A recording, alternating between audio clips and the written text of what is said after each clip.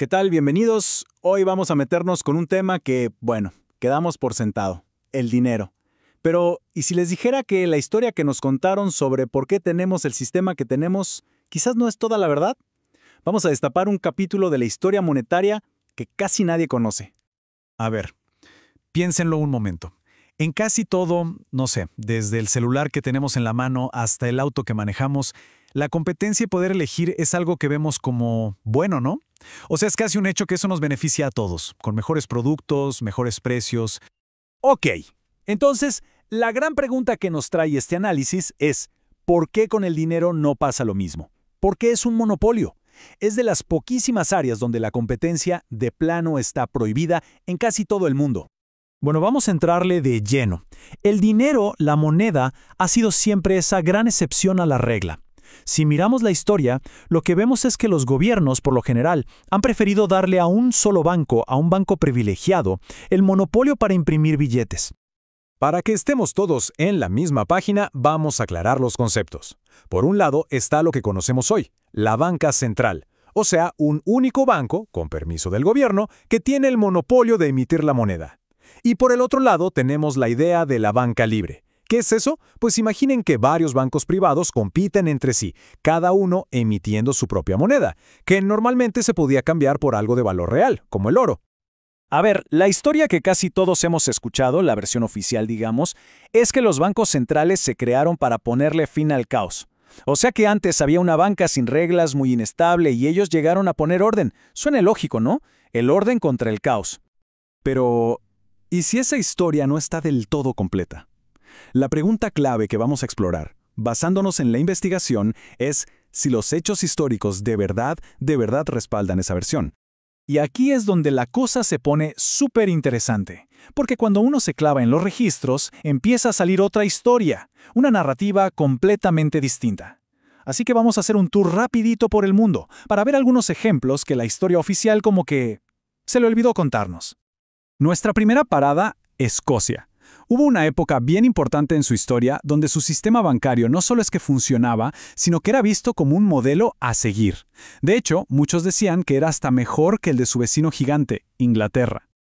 Imagínense, por más de 50 años, Escocia no tuvo un banco central, nada. La competencia para emitir billetes era totalmente libre, y el sistema era sorprendentemente estable. Y aquí viene lo más importante, el sistema no falló por sí solo. No colapsó, su fin llegó porque desde afuera, desde Inglaterra, les impusieron sus leyes bancarias y centralizaron todo. Ok, de Escocia nos vamos ahora a Suecia. Otro caso fascinante. Allá, un sistema bancario competitivo también demostró ser súper estable. Pero no solo eso, se convirtió en un verdadero motor que impulsó un crecimiento económico brutal. En Suecia, había 26 bancos privados emitiendo billetes, compitiendo de tú a tú con el Banco del Estado. Y ojo con este dato que es increíble. Ni uno solo de esos bancos privados quebró. ¿Y entonces por qué se acabó? Pues, de nuevo, no fue por una crisis económica. Fue porque el gobierno quiso recuperar ingresos y para eso necesitaba crear un monopolio para su propio banco. Entonces, cuando uno ve estos casos, y otros más en lugares como Francia, China o Canadá, empieza a ver que se repite algo, un patrón muy claro. Y este esquema lo explica perfecto. El caminito es casi siempre el mismo. Primero, el gobierno necesita dinero, y mucho, generalmente para una guerra o porque está hasta el cuello de deudas. Segundo, le da a un solo banco el privilegio de ser el único, el monopolio, a cambio de que le preste un montón de dinero en condiciones favorables. Y tercero, ese banco, ya con todo el poder, poco a poco va absorbiendo o sacando del juego a la competencia hasta que se convierte en el banco central. Fíjense, el motor parece ser la necesidad de dinero del gobierno, no una falla del mercado. Pero, a ver, seguro alguien está pensando, un momento, ¿y Estados Unidos? ¿Qué onda con esa famosa era de la banca salvaje, el Wildcat Banking? Ese es el ejemplo que siempre sacan para decir que la banca libre es un desastre total. Pues aquí viene el giro en la trama. Según la investigación, ese sistema de Estados Unidos no era para nada banca libre. Una mejor forma de describirlo sería descentralismo sin libertad. ¿Por qué? Porque estaba hasta el tope de regulaciones súper restrictivas a nivel de cada estado. La clave o la trampa estaba en un sistema llamado depósito de bonos. Para poder emitir billetes, un banco nuevo tenía que comprarle bonos al gobierno de su estado. ¿Y qué generaba esto? Pues que el negocio no era dar préstamos buenos a comercios o a la gente, sino especular con la deuda del gobierno. Esos bancos salvajes eran en el fondo máquinas para convertir bonos del gobierno, muchas veces de mala calidad, en dinero. Y aquí está el defecto de fábrica del sistema. La cantidad de dinero que había en la economía dependía directamente de cuánta deuda tenía el gobierno. O sea, si la economía necesitaba más dinero para crecer, no sé, para la cosecha, por ejemplo, no se podía, a menos que el gobierno se endeudara más. Esa rigidez fue la que creó una inestabilidad tremenda.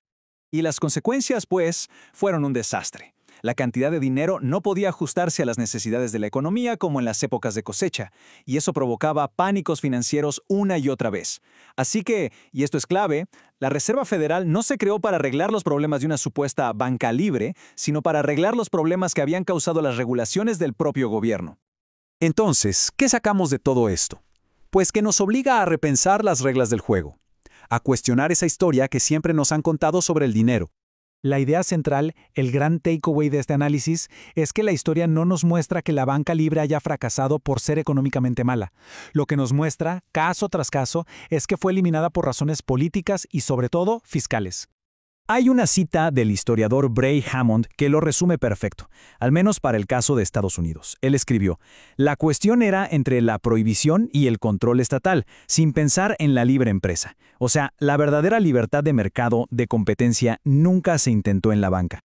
Y todo esto nos deja con una última pregunta, para que nos quedemos pensando. Si la historia que damos por buena sobre el dinero y los bancos está como mínimo incompleta, ¿qué significa eso para el futuro del dinero? Sobre todo ahora, con toda la innovación digital, las criptomonedas. Parece que esta conversación, lejos de estar cerrada, apenas está comenzando.